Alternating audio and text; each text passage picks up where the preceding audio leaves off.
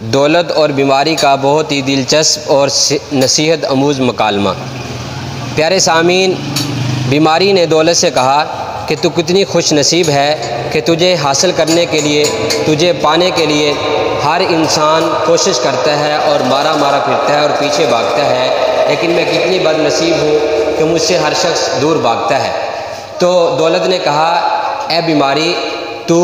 جب کسی کے پاس آتی ہے تو خوش نصیب ہے کہ تیرے آنے کی وجہ سے وہ خدا کو یاد کرتا ہے، وہ خدا کے قریب ہوتا ہے۔ میں کتنی بد نصیب ہوں، میں جس کے بھی پاس جاتی ہوں وہ خدا سے دور ہو جاتا ہے اور وہ خدا کو بھول جاتا ہے۔ تو یہ دونوں چیزوں کا مکالمہ ہمارے لیے ایک سبق ہے کہ دیکھیے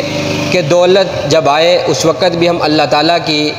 تعالیٰ کی راہ میں اسے خرچ کریں اور اللہ تعالیٰ کو نہ بھولیں، اور جب بیماری آئے تو اس پر بھی اللہ کے نبی صلی اللہ علیہ وسلم نے ہمیں صبر سکھایا ہے، اور یہ اللہ کی طرف سے ایک نعمت ہے۔ تو اللہ تعالیٰ جب بیماری آئے تو پھر بھی ہم اللہ کی رحمت سے مایوس نہ ہوں اور اللہ کی طرف راغب ہوں، اللہ تعالیٰ سے اپنی گناہوں کی معافی مانگے اور اس پر صبر کریں، یہ اللہ کی طرف سے نعمت ہے۔ لیکن دعا جو اللہ کے نبی صلی اللہ علیہ وسلم نے سکھائی ہے، فرمایا کہ بیماری بھی نعمت ہے، تندرستی بھی نعمت ہے، لیکن انسان جو ہے یہ اللہ تعالیٰ سے مانگے، یا اللہ بیماری بھی تیری نعمت، تندرستی بھی تیری نعمت، ہماری بیماری والی نعمت کو تندرستی والی نعمت میں بدل دے۔ تو اللہ تعالیٰ ہم سب کو بیماری کے ساتھ اپنی یاد نصیب فرمائے، اور صحت کے ساتھ بھی اپنی یاد اور مال و دولت کے آنے پر بھی اللہ تعالیٰ ہمیں اپنا صابر اور شاکر بنائے۔ اللہ تعالیٰ ہم سب کا حامی و ناصر۔